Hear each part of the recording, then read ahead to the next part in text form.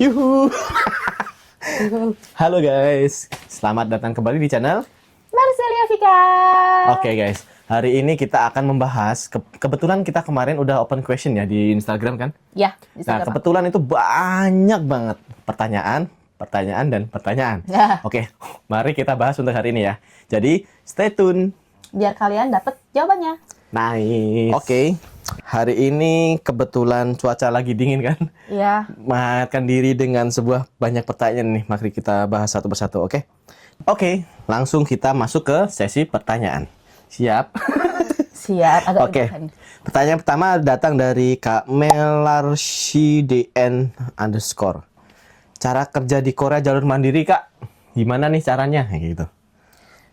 Cara mandiri ya. Jadi mungkin kita tarik dulu jenis pekerjaan di Korea. Jadi jenis pekerjaan di Korea itu kenapa bisa dibilang mandiri gitu ya? Karena ada jalur yang dari pemerintah itu yang dinamakan program G2G ya. Ini suami saya ini kerjanya G2G, teman-teman. Jadi Betul. semuanya itu sudah ada pihak pemerintah yang menghandle dari Mapping. Iya, dari mapping, dari pendaftaran sampai ujian sampai pemberangkatan, bahkan penempatan pekerjaan itu dihandle semuanya sama pemerintah, yaitu pemerintah Indonesia dan pemerintah Korea gitu.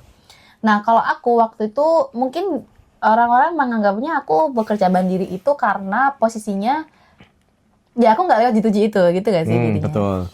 Jadi waktu itu ya kalau ini aku menjawab berdasarkan perjalananku ya. Jadi waktu itu aku ikut pelatihan sekolah bahasa di Korea, lebih tepatnya itu di SNU. Lalu ganti visa sampai akhirnya aku dapat pekerjaan dan dapat visa kerja tentunya. Cuman ada banyak banget loh sebenarnya pilihan lain yang tentu aja legal ya untuk kerja di Korea tapi tidak lewat jalur pemerintah itu. Yang pertama mungkin yang tadi aku ya dari sekolah bahasa.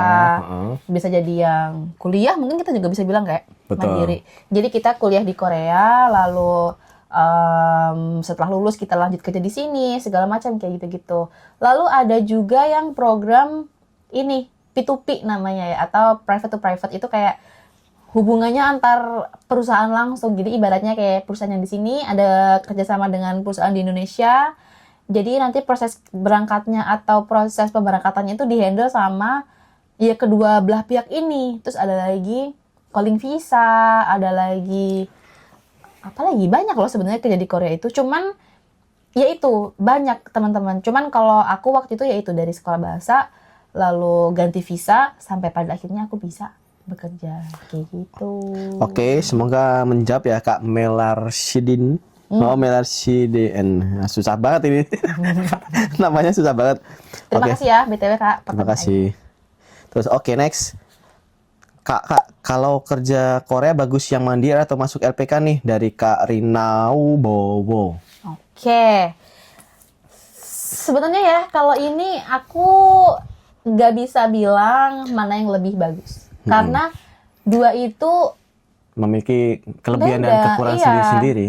Sebenarnya spill ya. Aku pernah waktu itu bikin kontennya itu perbedaan kerja EPS versus kerja korporat. Jadi kerja EPS itu yaitu yang kerja dari pemerintahan itu, teman-teman. Cuman tadi pertanyaan apa? Lebih baik yang mana? Bagus yang mandiri atau bagus LPK? Masuk LPK, lewat LPK. Sebenarnya itu ini tergantung sama Kesiapan dokumen kalian mungkin ya. Kan ada orang yang tujuan juga sih, ya nggak sih? Yang pertama itu tujuan. Karena kalau misalkan kalian, ibaratnya gini deh, biar kita pusatkan ya, luruskan. Kalau biasanya teman-teman yang join LPK itu goals-nya adalah kerja dari jalur G2G, ya. betul. G2G. Nah, kalau misalkan dari jalur G2G ini, terus habis masuk LPK, kerja di G2G, nyampe di Korea, biasanya kerjanya itu di manufaktur, yaitu di Sektor pabrik, manufaktur. kayak gitu-gitu. Tapi kalau mandiri itu pilihannya lebih luas, kayak bisa di kantor, bisa di teknisi, bisa di Programmer. koki itu apa sih namanya? Chef, Chef, betul, chef. programmer ya di kantor kayak gitu-gitu. Jadi yang pertama harus kalian tuh sebenarnya pengen apa sih kerjanya gitu loh. Tapi untuk menjemput pekerjaan yang kalian impikan itu pasti jalannya beda-beda. Ada yang nanti dari Indonesia bisa langsung lamar, ada yang harus lanjut kuliah dulu di Korea atau segala macam, karena nanti ujung-ujungnya itu adalah background kita itu sangat berpengaruh. Intinya seperti itu.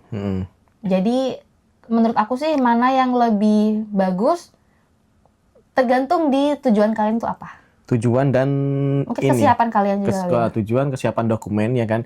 Karena setiap orang itu mandiri, beda-beda ya. Ada yang mau misal nih, Kak, aku mau belajar topik nih, masuk LPK untuk tujuan studi selanjutnya, itu bisa. Ya kan? Jadi entah itu proses LPK atau mandiri, sama-sama untuk persiapan ke Korea kan. Iya, betul. Nah, tergantung kalian itu tujuannya mau ke studi kah atau bekerja lewat jalur G2G kah. Semuanya baik. Yang tidak baik itu adalah orang yang tidak mau mencoba. Sama gitu ya, orang teman-teman. yang meremehkan Nah, gitu itu ya. yang kurang baik. Jadi sama-sama bagusnya. Iya. Kalian harus mencari LPK yang terpercaya nih. Kalau mau proses ke G2G, cari LPK yang terbaik versi kalian masing-masing kayak gitu. Jadi nggak menutup kemungkinan kita nggak bisa menjudge LPK atau mandiri lebih bagus yang mana. Itu semua proses bagus. Iya. Asalkan di jalan yang benar kayak gitu. Iya. Betul sih itu. Betul, kayak gitu. Poinnya di situ. Iya, poin terpentingnya itu sebenarnya kalau kita ringkas ya, yang pertama itu dari tujuan kalian, yang kedua kesiapan. Benar kan? Betul. Itu.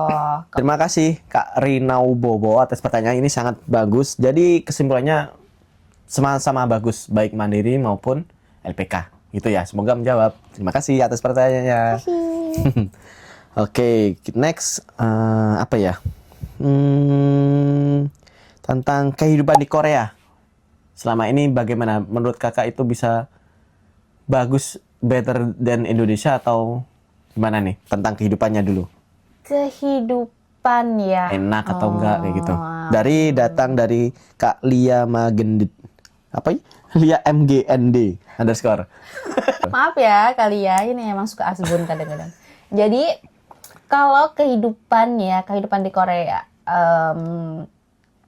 mungkin aku compare-nya kayak dari Oke, pertama mungkin dari segi pekerjaan dulu kali ya, karena kayaknya banyak banget hal yang aku rasain perbedaan dari Indonesia dan Korea. Yang pertama, potongan gaji ya Pak, di Korea itu banyak banget potongannya. Oh, serius betul. Potongannya banyak banget teman-teman. Jadi betul-betul kayak ya Allah ini potongannya banyak banget, dan tapi potongan-potongan itu juga bisa kita klaim ulang. Pajak ya? Iya, terutama pajak. Jadi kan ya kayak di Indonesia lah, kita kan juga ada pajak ya gitu kan. Tapi kalau di Indonesia kan ya kenyataannya kita nggak bisa ngeklaim ulang. Tapi kalau di Korea itu benar-benar pertama ada hasilnya yang bisa kita lihat sebagai masyarakat ya. Kedua, kita bisa klaim ulang. 1 tahunnya itu bisa sampai dengan 2 juta. Jadi tinggal dikalikan aja berapa lama periode kita bekerja di situ. Kayak gitu-gitu. Terus ada lagi pajak daerah. Kayak di Indonesia kan kita juga ada ya pajak daerah itu yang bumi, apa itu? BMD, apa itu lupa aku. Itu. Terus ada lagi pensiun ya. Kalau ini sama-sama sih. Mungkin di Indonesia kita juga ada uang pensiun. Tapi kalau di Indonesia kan hanya jenis pekerjaan tertentu yang dapat pensiun. Nah kalau di Korea tuh tidak melihat jenis pekerjaan, entah di pabrik kah, entah di kantoran kah, entah di mana lagi, mungkin sekalian teknisi atau apa tuh semuanya dapat pensiun. Namanya tuh di sini tuh NPS itu loh, ya nggak sih? Dan itu kita bisa klaim pas nanti kita udah pulang ke Indonesia. Betul, NPS Cooking. Ada lagi, kalau kita resign, pindah kerja itu kalau kita minimal 1 tahun kerja di perusahaan itu, kita bisa dapat uang pesangon juga loh. Jangan kan ya 1 tahun kita bertahun-tahun kerja di Indonesia, mungkin ada ya perusahaan-perusahaan yang memang kayak ya mungkin bonus atau reward yang mungkin diumrohin atau kayak tapi di reward kan dikasih motor. tahunan, iya, maksudnya kan nggak semua orang juga. Perusahaan kayak gitu loh. Kalau di sini tuh kayaknya semua nggak sih? Betul, semua orang. Soalnya ini suami aku dulu kerjanya di pabrik juga, waktu itu pindah kerja lebih dari setahun ya di pabrik itu ya, itu dapat juga 1 kali gaji. Pesangon itu 1 kali gaji. Kalau aku waktu itu kerja di perusahaan tempatku bekerja yang pertama itu juga dapat pesangon, nominalnya aku malah lebih dari gaji waktu itu, hampir 2 kali gaji. Itu aku hitungannya 1 tahun 4 bulan ya, kayak gitu. Banyak banget sebenarnya teman-teman. Terus kalau misalkan kehidupan sehari-hari, mungkin kayak di sini tuh orangnya teratur banget. Kayak misalkan kereta nih ya, jadwal jam 7.30. 7.30. Ya udah segitu. Ya mungkin lewat-lewat pun hitungan 1 menit aja kayak gitu-gitu sih. Sama ini apa ya? Kuantitas kereta ya? Apa ini? Jadwalnya. Transportasi lah, bukan hanya kereta aja. Itu banyak. Selisih paling 5 menit baru datang lagi. Selisih Iya, 5 menit kalian benar-benar. ketinggalan apa kereta Satu. sebelumnya, kalian menunggunya nggak lama kayak gitu loh. Jadi enak kan buat kita Iya, itu sih. untuk mengejar pekerjaan. Sama ini loh. Ya mungkin namanya juga orangnya kayaknya kalau orang Korea tuh kayaknya kebanyakan introvert gitu ya sih. Nggak yang kalau misalkan di kereta ya itu sunyi. Orang tuh pada gini semua. Sambil headsetan ya. Gitu kan, iya. Kayak gitu-gitu sih. Enak ya. Jadi nggak merasa terganggu kan Iya, dari cuman pribadi kita sendiri. itu kayaknya ngefek ke aku guys. Jadi aku tuh dulu di Indonesia kayak Introvert. 100% Extrovert. extrovert. Aku tuh nggak bisa diem di kosan. Aku tuh harus ketemu teman, nginep di kosan teman, ajakin teman-teman nginep di kosan aku. Pokoknya berisik banget deh. Belanja tuh harus banget ke supermarket, ke minimarket. Pokoknya harus keluar rumah. Selama aku di sini. Kayaknya bibit-bibit introvert aku tuh udah mulai tumbuh. Tapi ya Oke, bagian jadi dari kesimpulannya apa? Kehidupan di Korea menurutku beda banget sih sama jadi menurutku ya. Tapi ya kayak emang ada sesuatu yang menonjol banget perbedaannya. Biasanya sih soal uang sih kalau aku. Ya bukan hanya soal gaji ya, tapi kayak pajak segala macam itu Tapi kalau kuliner? beda. Kuliner, kuliner tetap Indonesia ya kita. kuliner Ya? nomor 1 Indonesia sih guys. Indonesia Aku sampai tasty. sekarang kalau kalian tahu ini lemari Jajanan makanan aku. snack-snacknya Korea semua. Ini Indonesia semua. Indonesia. Jadi sebentar, aku spill. Ini bukan iklan, bukan apa, tapi ini kemarin beli di toko Indonesia. Restoran Indonesia. Ini bahkan snack ini udah masuk ke toko Korea. Korea. Ini tidak ada iklan ya teman-teman. Ini pure murni aku cuma pengen ngasih ke kalian aja. Ngasih kalian. Tapi kalau mau ngasih ke kasih iklan kalian. nggak apa-apa sih. Boleh, silakan Sponsorship ya Roma, tolong. ya. Iya, kita Oke, untuk makanan kita lebih condong ke Indonesia. Tapi untuk kehidupan sehari-hari, transportasi umum, kalau menurutku better sih di ini sih. Semoga Iya. ke Indonesia lebih cepat berkembangnya. Jadi sama seperti Korea lah, merata ada, iya kan? Itu sih bener-bener Betul, yang sangat merata. yang merata. Karena gini, satu hal ya, ini mungkin agak mundur lagi. Di Korea, kehidupan di sini, mau kalian kerja di kota besar, betul. mau kalian kerja di pelosok sekalipun, transportasi itu merata banget. Enak. Bis, Enak dijangkau. terus baik pokoknya transportasi umum itu ada di mana-mana. Gaji rata. Gaji mau di rata, kota, betul. mau di desa itu gaji. Gaji itu rata, standarnya sama karena itu diatur oleh ya undang-undang gitu di Korea. Semoga Indonesia segera menyusul ya. Iya. Di Ngawi lah nanti UMR-nya sama seperti Jakarta, aku tak pulang. Takut. Soalnya kan masih belum kan, Ngawi kan belum di Indonesia belum merata kan. 2 jutaan. Ada berapa di ya? sektor A sekian, bahkan di Jakarta pun sektornya ada 3 kan kayak gitu. Sepengetahuanku ya. Jadi belum merata kayak gitu. Jadi kita masih memutuskan masih enak di Korea sih menurutku. Untuk kehidupannya. Tapi tetap nanti suatu saat bakal pulang juga ke Indonesia. Mau berapa tahun di Korea? Belum tahu sih. Oke. Semoga menjawab ya Kak siapa itu? Kak Liam. Liam GND _ Oke, next. Apalagi ya? Kita bacakan dulu. Oke, next kita ajukan pertanyaan dari Kak I am Momrisuki Genista 08 _ ya. Panjang benar. Banyak banget nih, sumpah susah banget. Ada batasan usia sampai berapa Kak kalau kerja kantoran di Korea dan gimana cara kerja Kakak di sana? Terima kasih ya kakak pertanyaannya. Ini agak flashback ya sebenarnya. Jadi ini tuh juga salah satu pengalamanku lamar kerja di Korea dan aku juga sangat sangat amazed banget sama Korea. Jadi waktu itu ya pengalamanku cari kerja pertama kali di Korea tuh benar-benar clueless banget karena waktu itu nggak ada belum punya temen yang bisa aku tanyain kayak gimana sih cara daftar kerja segala macam. Itulah kenapa aku sharing di sosial media aku terutama. Jadi buat teman-teman juga nanti yang sekiranya nggak punya temen yang kayak aku waktu itu atau belum punya kenalan segala macamnya, kalian bisa tontonin aja tuh video-video aku kan aku udah pernah bikin video sebelumnya. Nah jadi untuk usia ya, jadi ya teman-teman ini fun fact-nya juga. selama aku lamar kerja di Korea, di perusahaan A, B, C, D, E, F, G, segala macam itu, belum pernah aku melihat lowongan kerja, tapi yang ditanya itu usia.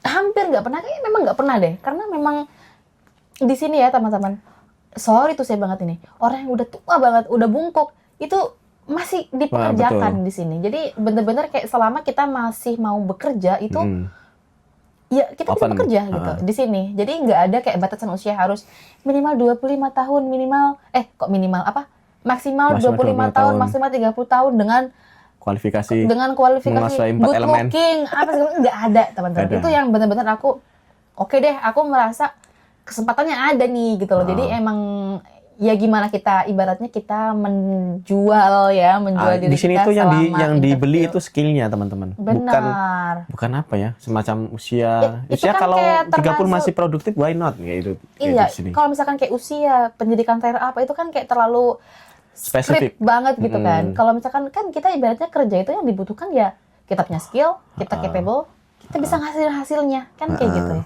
Betul. Dan itu sih kalau usia ya nggak pernah sih aku mendapatkan info loker yang ada usianya, kecuali kalau pengalaman. Kalau pengalaman itu emang ada jenis pekerjaan tertentu yang emang membuat kita itu harus punya pengalaman sebelumnya, karena memang di loker yang dibuka itu tuh untuk expert gitu loh. Jadi kita harus punya pengalaman kerja sebelumnya. Tapi untuk ya yang normal-normal enggak sih. Cuman next ya, yang kedua itu cara kerjanya ya. Jadi, cara bagaimana kerja ke Korea? Cara bagaimana? Bagaimana cara kerja di Korea? Oke.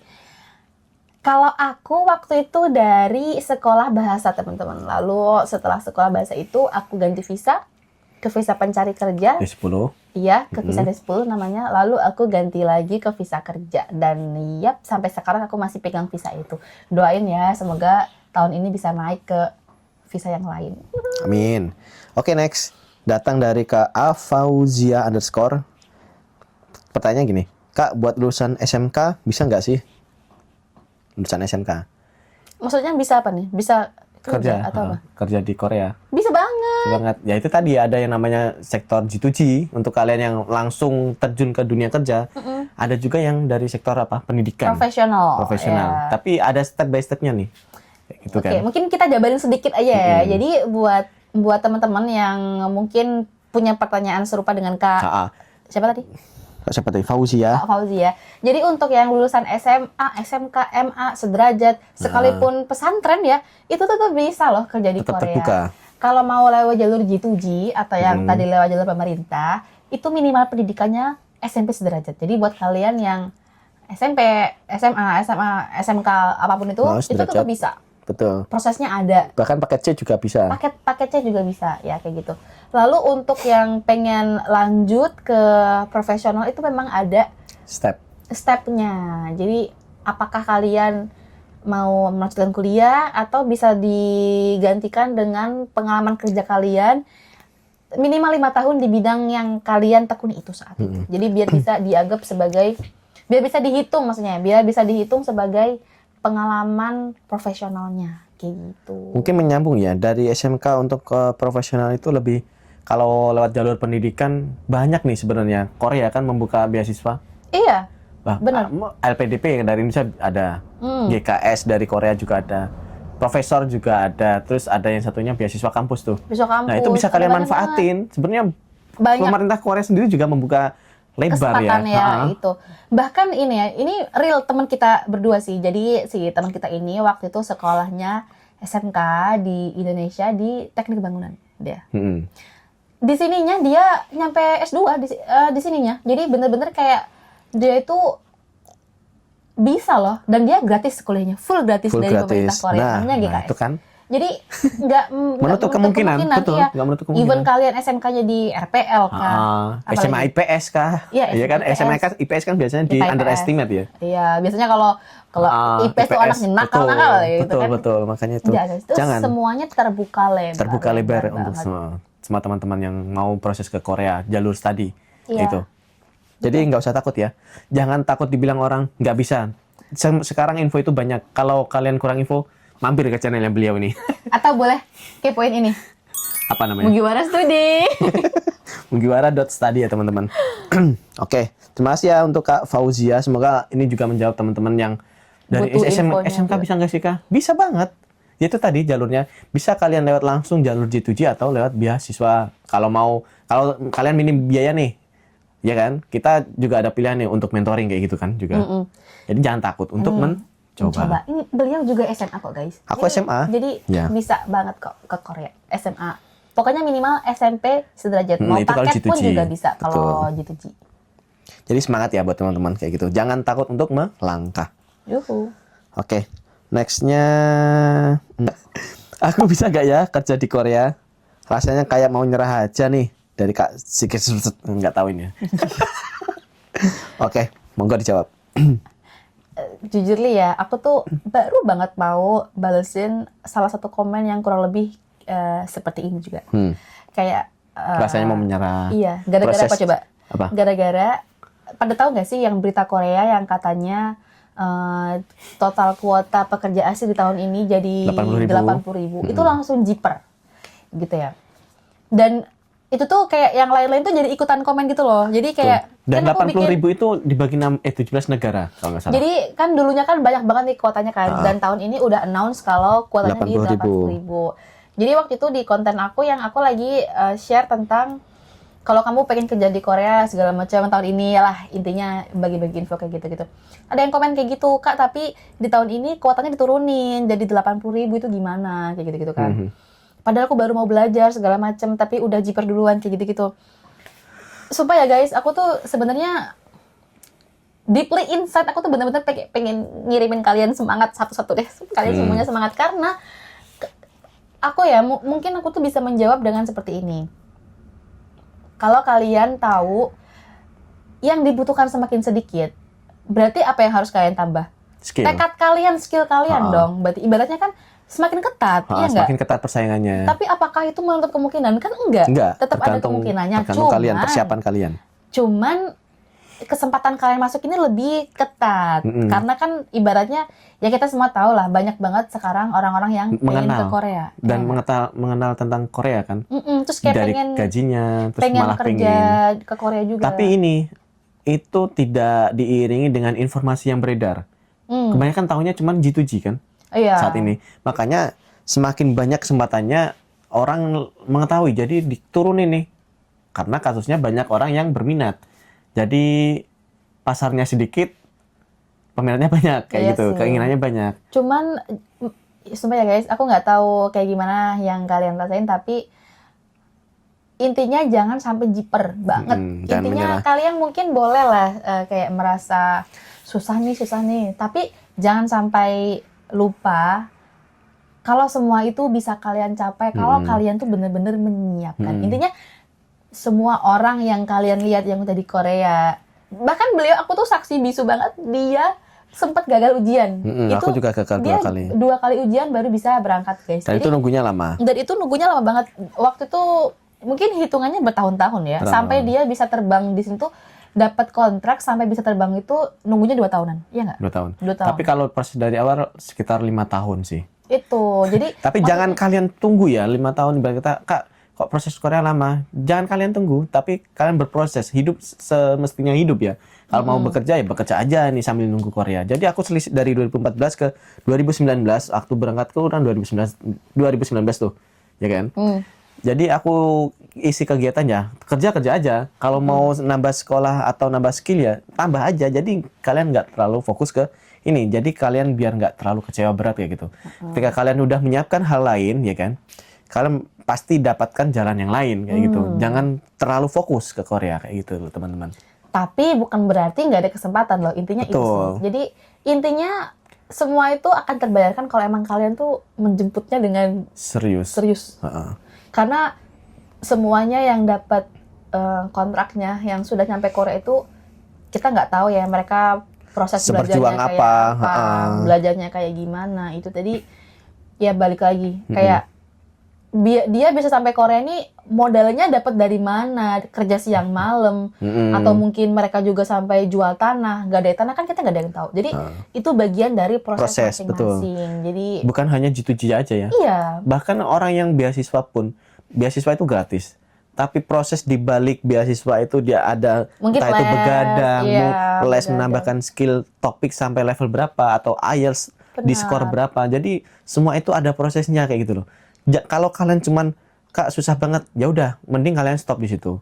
Kalau udah emang ada kata-kata kayak gitu. Tapi Mentok. kalau ada kalian mau keinginan dan ada ambisi untuk ke sana, ya kalian harus kejar beyond the limit atau break the limit kayak gitu loh. Bener sih guys, karena itu pun sebenarnya pengalaman pribadi yang kita berdua alami juga. Ha. Even aku di sini pun juga kayak gitu. Ya, jadi waktu itu aku proses ganti visa yang tadi aku bilang dari visa sekolah bahasa ke visa pencari kerja itu.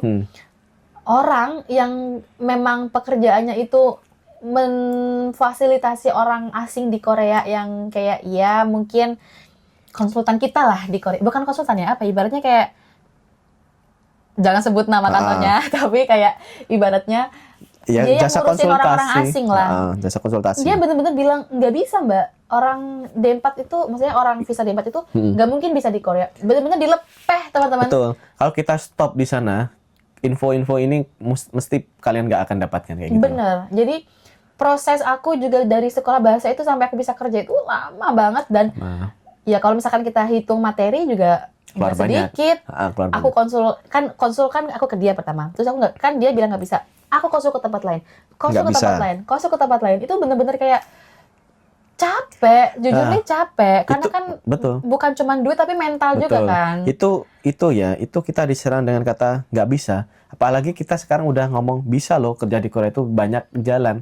Otomatis semangat kalian harusnya lebih besar daripada kita yang waktu dulu bingung mau mencari Dilepeh. informasi di mana kayak gitu. Benar. Malah dikatain kamu ngapain gini, kamu nggak bakal bisa gitu. Yang bisa mengajukan visa profesional yang Hanya lulusan yang sini. lulusan sini ya. Nah, Itu itu poinnya untuk poinnya kalian kalau kalian mengatakan menyerah sekarang ya mending nggak usah proses. Tapi kalau kalian ambisi untuk ke sana, ya udah kejar. Kalian jangan takut dikatain orang kayak gitu kan. Apa yang menurut kalian baik atau menurut kalian itu benar, ya udah jalanin. Role model kalian siapa, ikuti aja kayak gitu. Jangan mentang-mentang di sana ngomong mengedonkan kalian, jangan.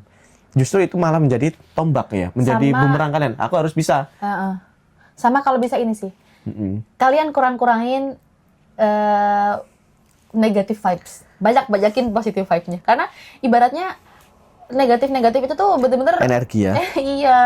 Jadi benar-benar kalian harus memupuk diri kalian masing-masing ke manifesting diri kalian. Oh, aku tahun ini bisa di Korea nih. Oh, aku nanti kalau di Korea bakal gini itu. Itu benar-benar malah bisa Mengembius secara tidak langsung semangat tuh ya. iya. Ambis semangat. Kalau kalian ngomong nyerah, aduh gimana ya, Susah, gimana? Itu bakal susah, asli bakal susah. Dulu aku 5 tahun, makanya aku isi kegiatan positif ya untuk apa? Ambius mental aku. Wah, aku pasti bisa. Seperti itu teman-teman. Jadi jangan patah semangat ya. Ini untuk siapa tadi?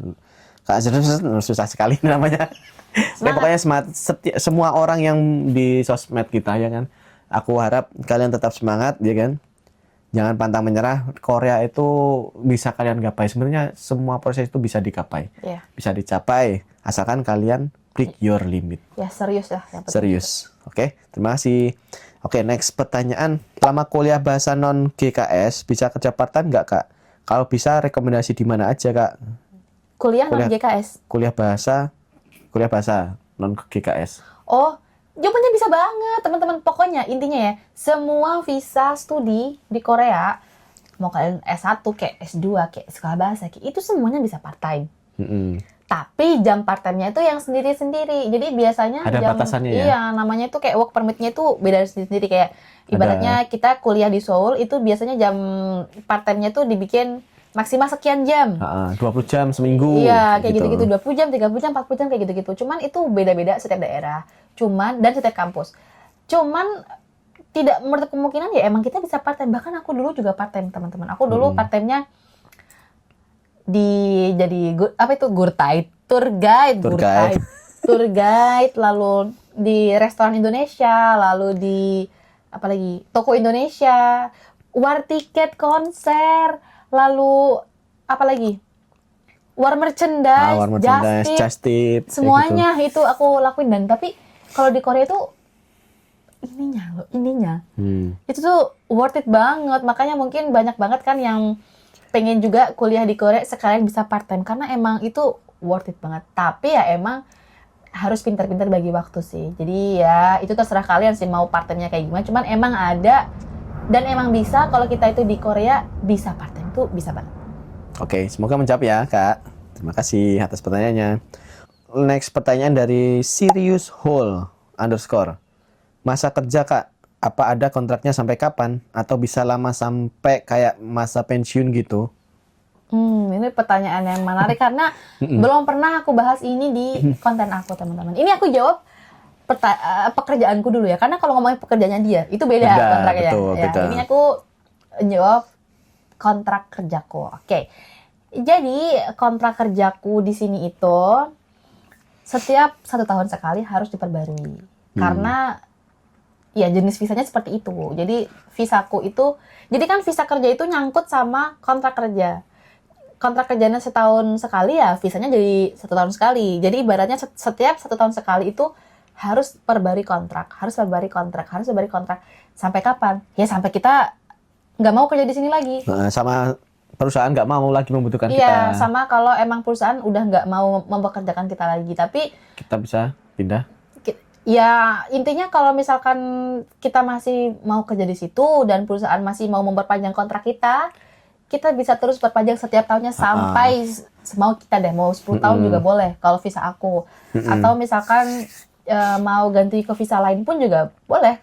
Sangat terbuka. Sangat terbuka. Beda lagi kalau kasusnya beliau. Silakan. Kalau G2G umumnya ya kan 2 kali periode kan. 1 kali periode. 1 kali periodenya itu 4 tahun 10 bulan, teman-teman. 4 tahun 10 bulan kita wajib pulang nih. Namanya visa E9 kan. Nah, kita kalau udah pulang namanya re-entry. Kembali lagi kalau emang perusahaan itu menyediakan jasa re-entry kayak gitu kan. Jasa. Soalnya ada perusahaan yang tidak menyediakan jasa re-entry. Kayak gitu. Ada speknya sendiri nih. Ada ketentuannya. Ada ketentuan dan spek dan ketentuannya kayak gitu, teman-teman. Jadi ada yang bisa re-entry, ada yang harus ujian lagi nih. Nah, itu maksimal 2 kali. Maksudnya dalam 1 periode tadi 4 tahun 10 bulan, harus pulang. Itu harus pulang. Karena nggak bisa kalau nggak pulang. Harus pulang, dia kembali lagi namanya re-entry atau satunya lagi ujian tadi kan. Nah, setelah itu kontraknya ketika datang lagi tetap 4 tahun 10 bulan. Setelah itu berakhir, ya udah selesai. Kalian udah nggak bisa masuk lagi ke Korea lewat jalur G2G. Jalur G2G. Tapi kalau kalian mau datang lagi ke Korea after 9 tahun tadi kan kalau totalnya, kalian bisa masuk ke visa turis atau visa pelajar itu masih bisa. Jadi kontraknya untuk G2G maksimal cuma 4 tahun 10 bulan dikali 2. Kayak gitu aja. Tapi ada pengecualian lagi nih.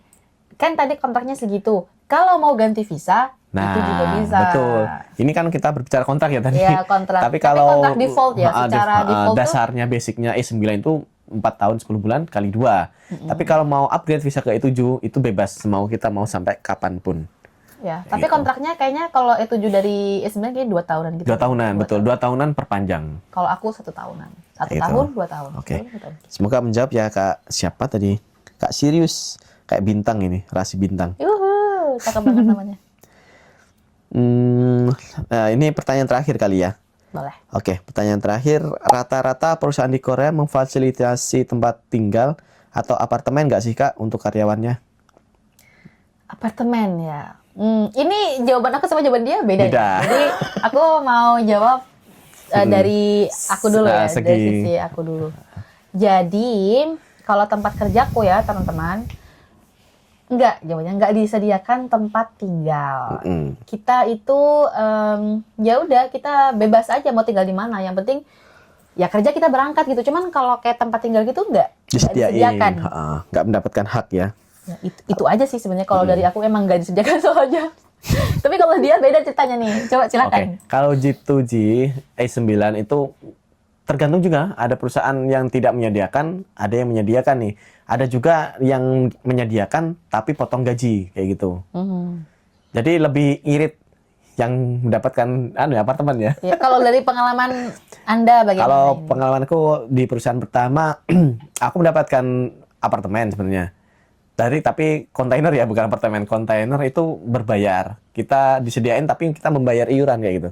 Itu sekitar 200-an lebih lah. Terus aku pindah ke perusahaan yang kedua full gratis. Yang di Hwasong? Nah, itu full gratis padahal apartemennya gila. Itu sangat bagus banget. Aku soalnya udah melihat apartemennya emang bagus Itu bagus banget. Itu malah gratis loh. Yang pertama tadi kurang bagus tapi malah bayar ya kan. Yang ketiga kebetulan sama istri ya. Ketiga itu kita misah. Sebenarnya dapat dari perusahaan, tapi aku memutuskan untuk tinggal sendiri untuk misah kayak gitu loh teman-teman. Karena ini yang perusahaan terakhir itu emang nggak difasilitasi. Sediain. Maksudnya kalau dia sendiri difasilitasin salon apliknya. Tapi kalau sama datang, aku nggak boleh guys. Jadi nggak boleh, harus kita misah. memutuskan untuk ya udahlah kita tempat tinggalnya nggak di situ deh, kita misah akhirnya. Jadi betul, kita seperti itu. cari rumah sendiri intinya kayak gitu. Oke, semoga menjawab ya. Terima kasih ya teman-teman yang sudah bertanya, mengisi Q&A yang ada di polling sosmed kita ya. Oke. Semoga menjawab sih. Nanti Betul. kapan-kapan kalau misalkan kalian suka video-video seperti Komentar ini, di bawah nih. kalian komentar atau kalian mungkin boleh DM di IG aku atau di IG-nya suami aku, nanti pertanyaan apapun ya, atau misalkan mau dibikinin video yang jelas, details, mungkin perjalananku dari nol atau perjalanannya dia dari nol, atau mungkin biaya yang kita keluarkan, atau mungkin ya lain-lainnya lah. Kalau misalkan kalian ada ide-ide yang lain, kalian boleh banget drop di komen atau Betul. isi di Sama sosmed ini, kita. kalau teman-teman yang udah di Korea ya kan, baik mereka yang dari kalangan visa jalur pendidikan, pendidikan atau jalur G2G, kalian kalau mau kirim cerita bisa email di bawah ini juga ya. Tuh, boleh banget tuh. Boleh Karena banget. Kita harus juga berbagi ada, sharing-sharing ya. karena kita sharing-sharing. di resolusi kita di 2026 ini kita ada Berbagi series cerita ya. yang namanya itu Cerita cerita paspormu. Jadi Kayak nanti gitu. akan kita kupas tuntas ya perjalanan dari teman-teman juga yang nanti lain. yang bakal bercerita di Betul. channel kita. Dari proses berangkatnya sampai betul. udah sukses di Korea, dapat sama kerjaan. mungkin yang udah ex Korea ya kan, yang udah usaha di rumah. Kalian kalau ada ide, Mas ini atau Mbak tolong undang Kak ini ke channel kita. Oke, nanti kalian bisa tulis komentar atau DM ya Instagramnya Iya. Kak Marsilia Vika ini. Betul. Kalian jangan lupa ya nonton. Nah, jangan lupa untuk like, komen, dan subscribe-nya. Basic banget ya sebenarnya ya. Sebenarnya agak awkward teman-teman karena kita ini Udah lama nggak konten ya iya, kita. ini Kita setelah udah 2 tahun. 2 tahun. Ya, jadi semoga kedepannya bakal banyak lagi video-video yang kita bagikan. Betul, dan kalian mendapatkan insight-insight terbaru. Iya. Oke, terima Gitu kasih untuk aja. teman-teman Terima udah menonton kasih. video kita sampai detik ini. Bye-bye. Assalamualaikum. Kamsahamnida. Kamsahamnida.